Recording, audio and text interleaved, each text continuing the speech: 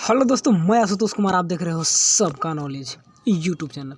हम लोग टेस्ट 3 में आज यानी कि मैक्रो इकोनॉमिक्स का चैप्टर नंबर 3 होगा, तो जिसे हम लोग मनी एंड बैंकिंग के नाम से जानेंगे। मनी एंड बैंकिंग चैप्टर जो पढ़े हैं तो उसी का आज हम लोग टेस्ट लेकर यानी कि एमसीक्यू टॉप 20 एमसीक्यू लेकर आए हैं। यहाँ पे सब्जेक्टिव लेकर नहीं आए क्योंकि इससे सब्जेक्टिव जो है ना, वो जो नोट्स में दिए हैं ये क्या बोलते हैं, function of commercial bank, function of central bank, difference between. फिर आपको कल वीडियो भेज दिए थे आपका क्रेडिट क्रिएशन, उसको देख लेना है। तो वही सब जो नोट्स में दिए उतना ही आपका सब्जेक्टिव बनेगा, इससे सब्जेक्टिव बनेगा ज़्यादा नहीं। और मनी सप्लाई वगैरह तो वो मॉडल सेट में दे ही दिया है, तो जो उतना सब्जेक्टिव कर लीजिए, काफ़ी मॉडल सेट कर लीजिए।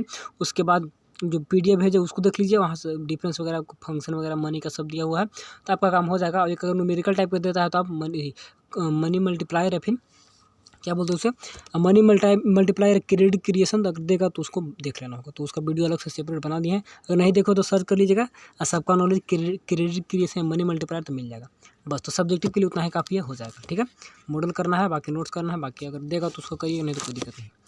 और बाकी हम लोग आज टॉप एमसीक्यू, जो कि एमसीक्यू करना जरूरी है, कि एमसीक्यू तो हमेशा रहेगा, हर एक एग्जाम में है, तो इसको भी कर लीजिए।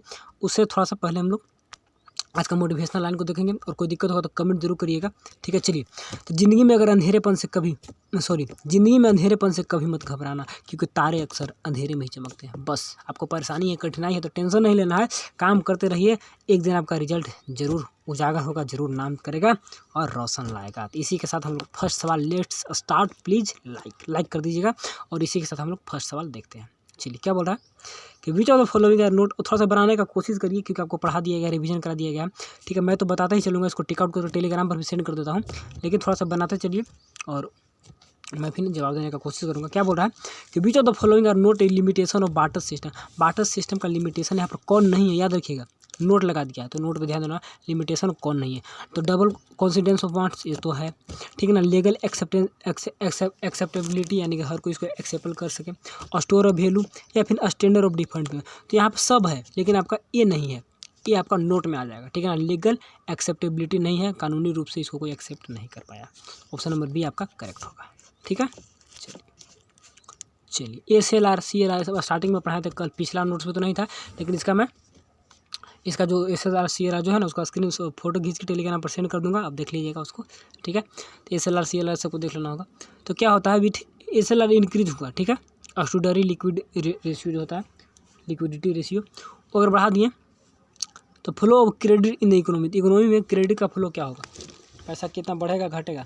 SLR अगर बढ़ा दिया जाता है, अगर SLR इंक्रीज कर दिया जाता है, तो SLR पैसा बैंक अपने पास रखती है, अपने पास रखेगी तो इकोनॉमी में तो पैसा कमेगा ना, इकोनॉमी में तो पैसा कम ही जाएगा। ठीक है, चलिए।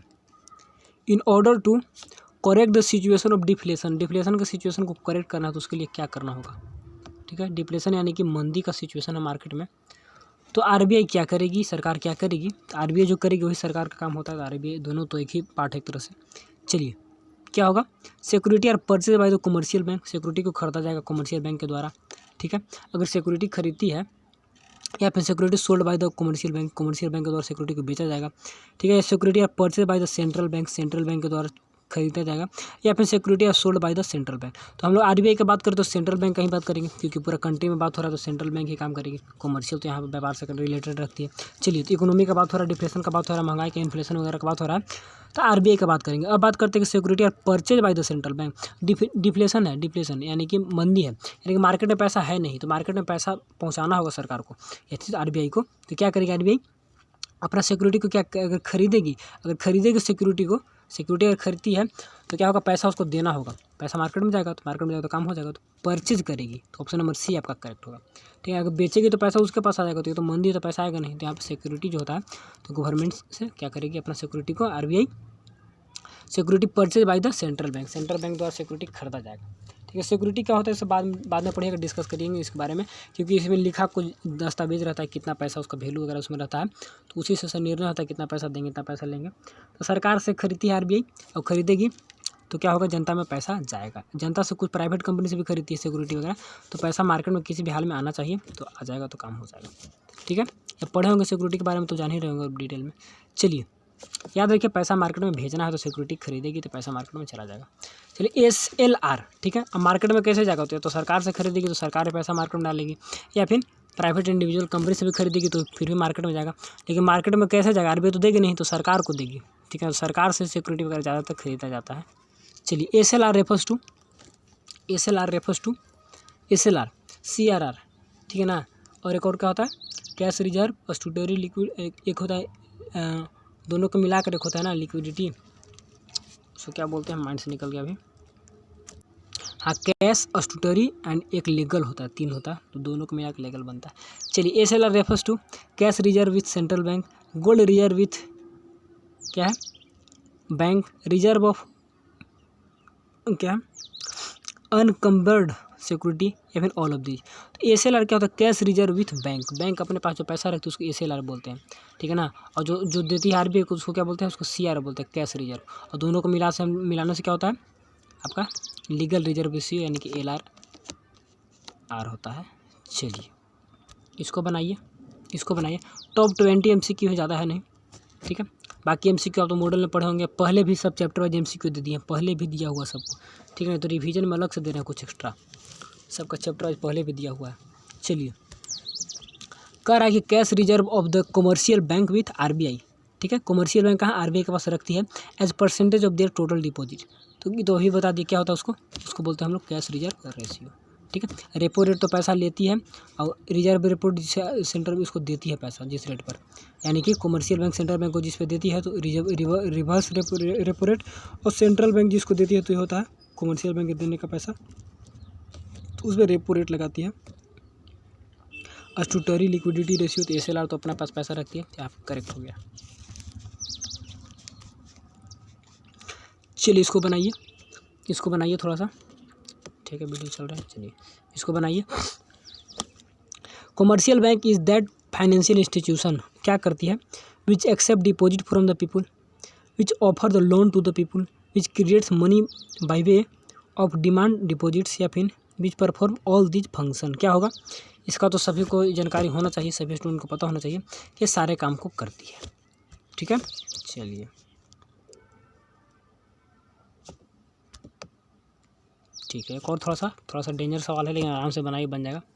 Which of the following system is followed by the reserve bank of India for the issuing currency निकालना तो कौन सा सिस्टम को फॉलो करती है, प्रोपोर्शनेट सिस्टम, सिंपल डिपॉजिट, या मिनिमम रिजर्व, या फिर फिक्स क्या फिडुशियरी इशू सिस्टम। देखिए इसमें कुछ नए टर्म हैं, इसने के बारे में हम लोग जानकारी है नहीं, तो क्या करेंगे हम लोग जानते हैं कि RBI क्या है, रिजर्व बैंक है, तो रिजर्व बैंक है तो रिजर्व से ही काम करते हैं, तो रिजर्व से रिजर्व याद रखिए, RBI से रिलेटेड कोई भी काम ज़्यादातर रिजर्व ही होते हैं, तो मिनिमम रिजर्व सिस्टम, ठीक है, इसका करेक्ट आंसर होगा। उतना पैसा रखती है तो उसी पे काम करते रिजर्व करके।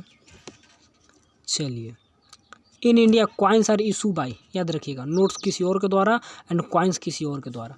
तो coins are issue by notes में नहीं था, हम पढ़ाते वक्त तो बोले थे कि भूल गए कौन सा, तो इसको MCQ में लेकर आ गए ताकि आपका रिविजन हो जाए, रिकॉल हो जाए। चलिए कुछ नोट्स में नहीं ना रहेगा सारा चीज़, नहीं, 1-2 पॉइंट नहीं भी रहते हैं। चलिए कॉइन्स आर इशू बाय किसके द्वारा, मिनिस्ट्री ऑफ फाइनेंस, बहुत अच्छा याद रखिएगा, मिनिस्ट्री ऑफ फाइनेंस, नहीं भी याद है तो इसको याद कर लीजिएगा, ठीक है। RBI द्वारा नोट्स और कॉइन्स निकालता है मिनिस्ट्री ऑफ फाइनेंस। चलिए which of the following the not a component of M1 measure of money supply. M1 में कौन नहीं आएगा, डिमांड डिपॉजिट आएगा, बिल्कुल आएगा, करेंसी भी आएगा, और क्या बोलते हैं अदर डिपॉजिट भी आते हैं, यानी कि टर्म डिपॉजिट आपका इस M1 में नहीं आता, तो ऑप्शन नंबर आपका D करेक्ट होगा, ठीक है। चलिए इसके बाद मनी क्या है, बहुत अच्छा सवाल है। मनी क्या है, स्टैटिक फैक्टर है, डायनेमिक है, क्या है, कॉन्टिजेंटल या फिर ऑल ऑफ दिस। तो मनी क्या है, मनी एक डायनेमिक फैक्टर, याद रखिएगा, मनी क्या है, एक डायनेमिक है, गतिशील जो कारक होता है, ठीक है, तो फैक्टर स्टैटिक वगैरह नहीं है। इसके बाद इन the case of credit money, इसका मतलब क्या होता है, in case of credit money. हाँ चलिए बताना है, बहुत ही अच्छा सवाल, इसमें हम भी इस पर कन्फ्यूज हो गए थे। तो क्रेडिट मनी में क्या होता है, money value equal to commodity value, money value equal to commodity value, greater than या money value less than commodity value, या फिर नॉन ऑफ दिस।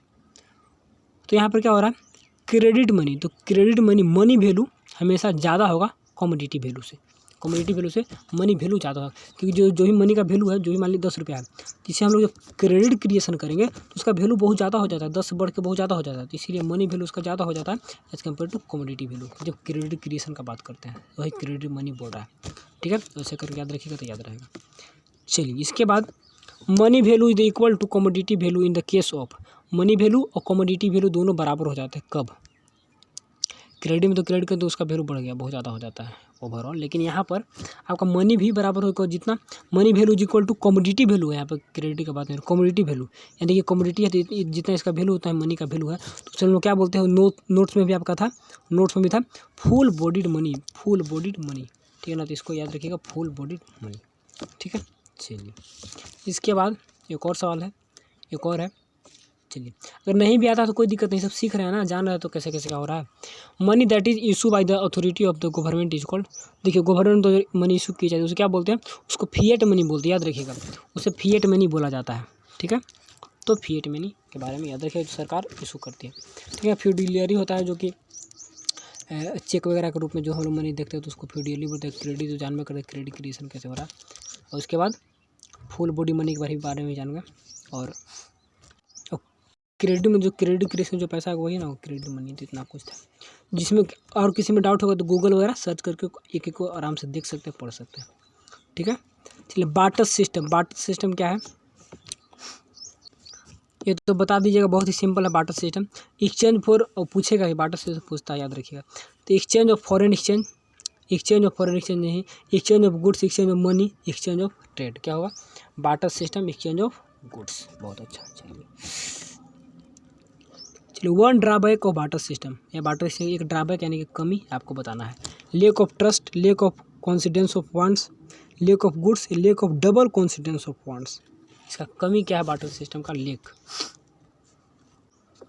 तो सबसे जो बड़ा लेक है इसका तो वही है कि lake of double confidence of funds, ठीक है। One drawback of barter system, इसका कमी नहीं देखने को मिलता था।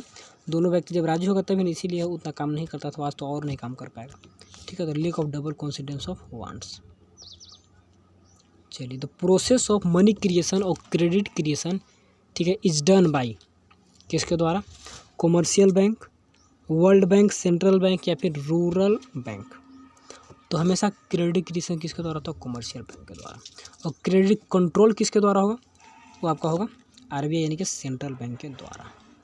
चलिए एक और अच्छा सवाल है यहाँ पर, one of the major of money supply is, कौन होगा, N1, P1, M1 या फिर क्या होगा, हम लोग जानते हैं M1 होता है। चलिए मनी सप्लाई को भी अच्छे से पढ़ लेना, उसमें भी सवाल रहते हैं। The function of money is that it is a store of stock, none of the above, store of value या फिर स्टोर ऑफ करेंसी। तो फंक्शन ऑफ मनी क्या होगा, स्टोर ऑफ वैल्यू, ठीक है, वैल्यू को स्टोर कर सकते हम जानते हैं। चलिए money is a medium of, क्या है, बहुत आसान सिंपल सा, money is a medium of barter, communication, exchange या फिर क्या है, स्पेकुलेशन। आसान दे, तो क्या टाइम वेस्ट करना है हम लोग को। चलिए इसके बाद चलिए सेंट्रल बैंक, सेंट्रल बैंक क्या है, सेंट्रल बैंक के बारे में आपको बताना है, और बहुत ही आसान है, भूलिएगा मत हमेशा सेंट्रल बैंक के बारे में। क्या है सेंट्रल बैंक की, अपेक्स बैंक है, अपेक्स, ठीक है ना। आपका पासवर्ड भी है अपेक्स, ठीक है, APE फर्स्ट लेटर कैपिटल, तो यहाँ पे है अपेक्स। आपका पासवर्ड भी तो याद रखिएगा, ठीक है, आपका पासवर्ड भी है। चलिए तो हो गया, सेंट्रल बैंक अपेक्स बैंक है। इसी के साथ बहुत ही छोटा सा वीडियो, मात्र 13 मिनट 33 सेकंड हुआ और आपका समाप्त हुआ। सभी को दिल से, क्या दिल से सभी को प्यारा वाला थैंक यू। मिलेंगे अगले वीडियो में, रिवीजन करके उसका भी सब्जेक्टिव ऑब्जेक्टिव जो बनेगा उसको दे देंगे, ठीक है। तो चलिए thanks for watching and best of luck.